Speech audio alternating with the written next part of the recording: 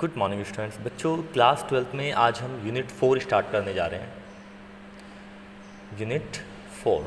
अच्छा, यूनिट 4 का नाम मैं बता देता हूँ, दैट इज़ इलेक्ट्रोमैग्नेटिक इंडक्शन। ठीक है, तो सबसे पहले हम यही जान लेते हैं, जिस नाम से इस यूनिट का नाम है that is electromagnetic induction, EMI होता क्या है। EMI that is electromagnetic induction.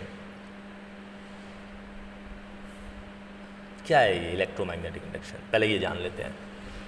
बच्चों, इलेक्ट्रोमैग्नेटिक इंडक्शन एक फिनोमिना है कि हम किसी भी कंडक्टिंग कोयल में इंड्यूस करंट जनरेट कर दें by changing the magnetic flux through that. Means ये एक कंडक्टिंग लूप है, इसमें से कैसे भी करके किसी भी तरीके से करके फ्लक्स फाई क्या होता है, मैग्नेटिक फील्ड और एरिया वेक्टर दोनों का डॉट प्रोडक्ट होता है। मीन्स कितनी number of magnetic field perpendicularly इस एरिया से जा रही है, B.A, या इसके एरिया का कोयल के और मैग्नेटिक फील्ड दोनों का डॉट प्रोडक्ट। ठीक है, फ्लक्स होता है। सो किसी भी तरीके से अगर हम फ्लक्स वैरी करा देते हैं, अगर ये वैरी कर जाता है तो इसमें इंड्यूस करंट जनरेट हो जाएगा, मतलब इसमें इंड्यूस करंट जनरेट हो जाएगा। मीन्स मैग्नेटिक फ्लक्स वैरी करने से इंड्यूस करंट जनरेट होता है और इंड्यूस करंट जनरेट होने से इसमें इंड्यूस EMF जनरेट हो जाएगा। ठीक है, सो कहने की बात ये है,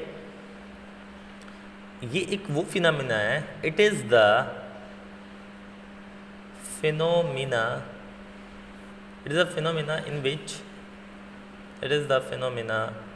इन विच induce current generate in a conducting loop when magnetic flux changes through that loop। तो किसी भी लूप से अगर मैग्नेटिक फ्लक्स मैं वैरी करा दूं तो उसमें इंड्यूस करंट जनरेट होने लगता है, that is called electromagnetic induction. इसमें अगर किसी तरह की कोई प्रॉब्लम है तो मुझे ज़रूर बताएंगे आप बच्चों। ठीक है, अब वो कैसे भी हो सकता है, हम आगे बात करेंगे किस किस तरीके से हम जनरेट करते हैं। ठीक है, अब मैं बात कर लेता हूँ मैग्नेटिक फ्लक्स क्या होता है, क्योंकि आपको जब मैग्नेटिक फ्लक्स ही नहीं पता होगा तो आप इसको अच्छे से नहीं समझ पाएंगे। मैग्नेटिक फ्लक्स, इसको फाई से नोट करते हैं, फाई बोलते हैं इसको। ठीक है, मैग्नेटिक फ्लक्स जो है बच्चों, ये है the total measure of the total number of magnetic field lines passing through, total number of magnetic field lines passing through area perpendicularly या नॉर्मली।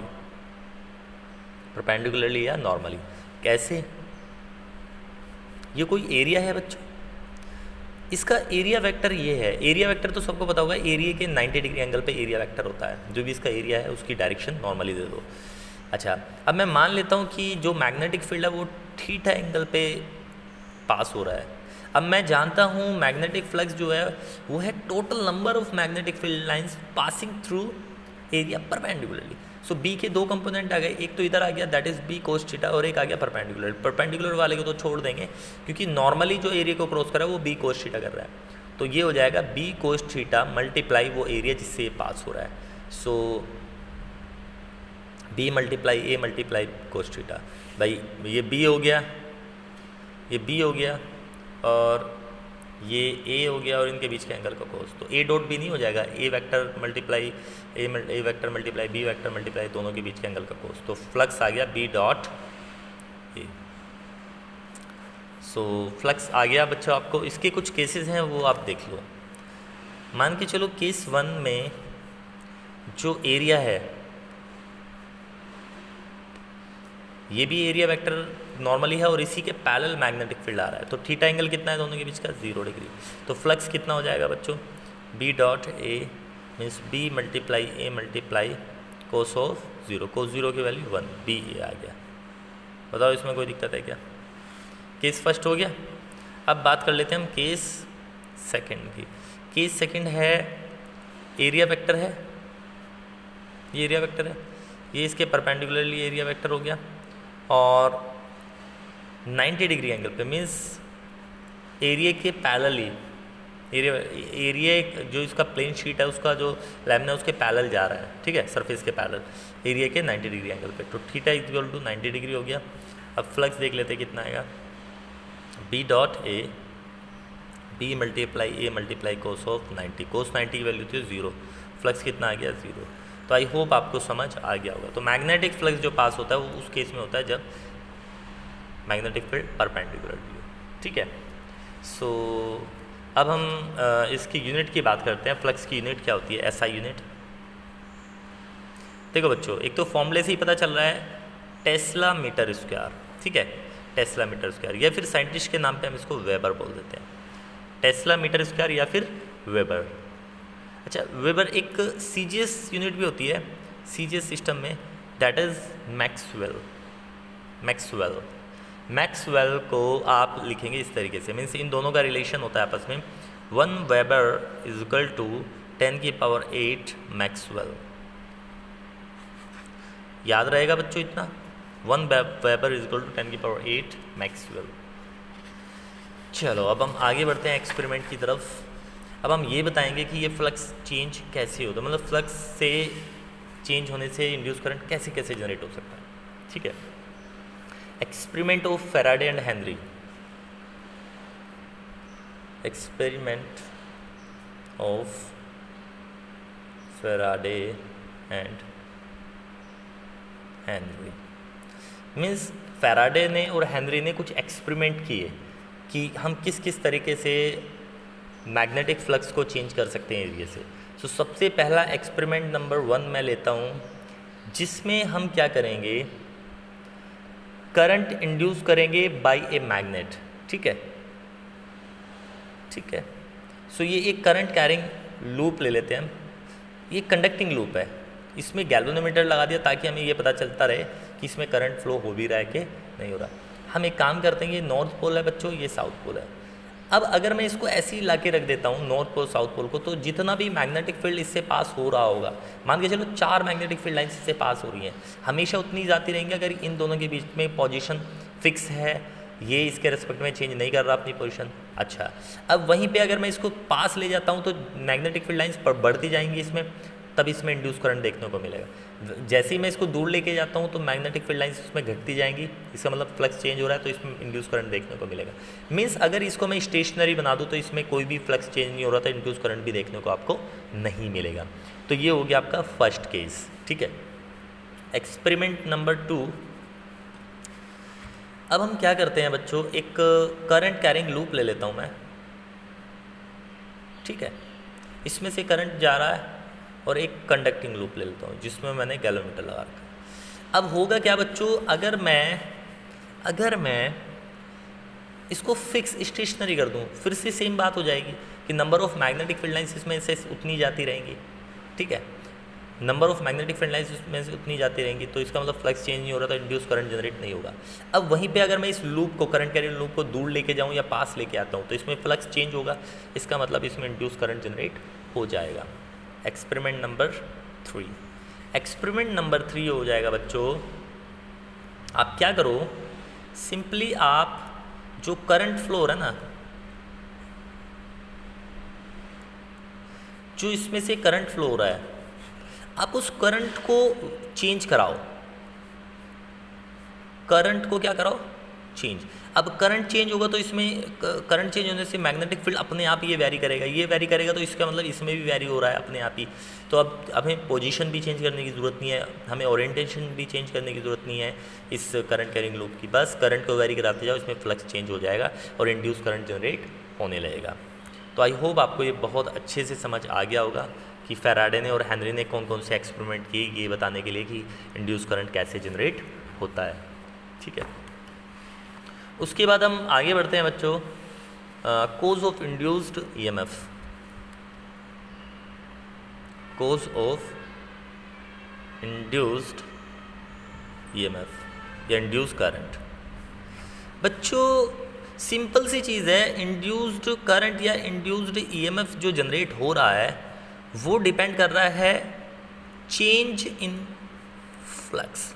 भाई फ्लक्स चेंज होगा, अगर फ्लक्स चेंज होगा तो आपका इंड्यूस करंट जनरेट होगा। किस में फ्लक्स चेंज होगा? एक करंट कैरिंग लूप के अंदर। इस करंट कैरिंग लूप के अंदर फ्लक्स चेंज होगा तो इसमें इंड्यूस करंट जनरेट होगा, और इंड्यूस करंट होने से इंड्यूस वोल्टेज भी जनरेट हो जाती है, जिसको इंड्यूस्ड ईएमएफ बोलते हैं।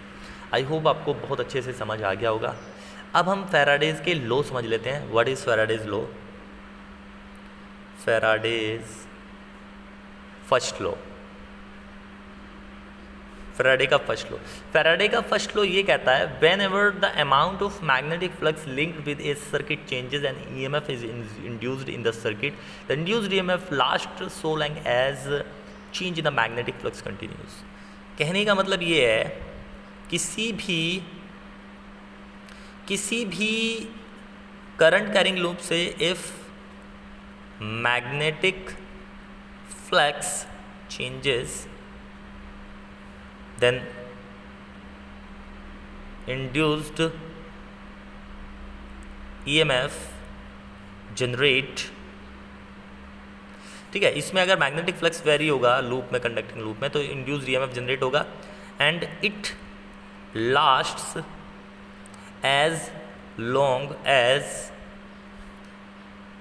Change continues.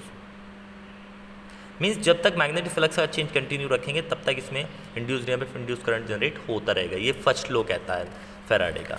अब जान लेते हैं हम फैराडे का सेकंड लॉ क्या कहता है बच्चों। लॉ सेकंड है Faraday's second law.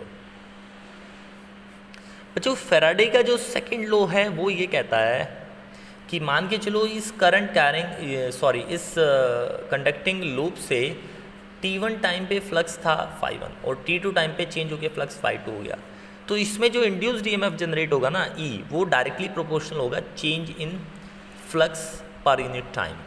Means φ2 minus φ1 upon में T2 माइनस T1।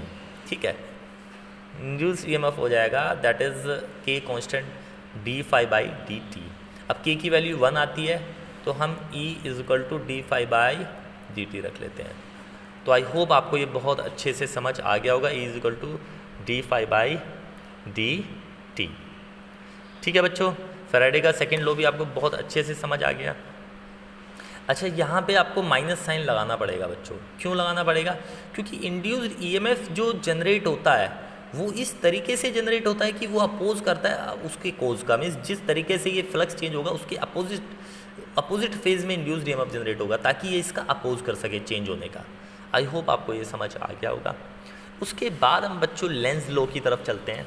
ठीक है, लेंज लॉ बड़ा ही सिंपल टॉपिक है, बस इसको ध्यान से समझना है आपको लेंज लॉ को।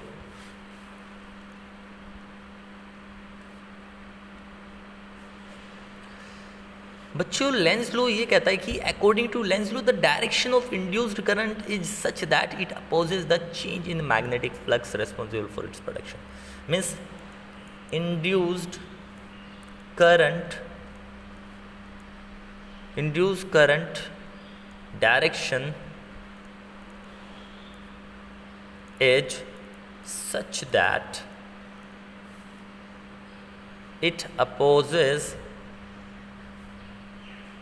the change in magnetic flux। Means इस तरीके से इंड्यूस करंट जनरेट होगा कि अपने कोज का ये अपोज करे। कैसे इस तरीके से मान के चलो कि यहाँ पे आपका मैग्नेट है, करंट कैरिंग लूप है। ठीक है, यहाँ पे मैग्नेट है, इस मैग्नेट को आप पास लेके आ रहे हो, बच्चे इस मैग्नेट को अगर आप पास लेके आ रहे हो तो अब मुझे इसका अपोज करना है क्योंकि ये है कोज इसमें फ्लक्स चेंज करने के लिए। अब इसका अपोज करना है तो यहाँ नॉर्थ पोल बनना चाहिए ताकि नॉर्थ का अपोज कर सके।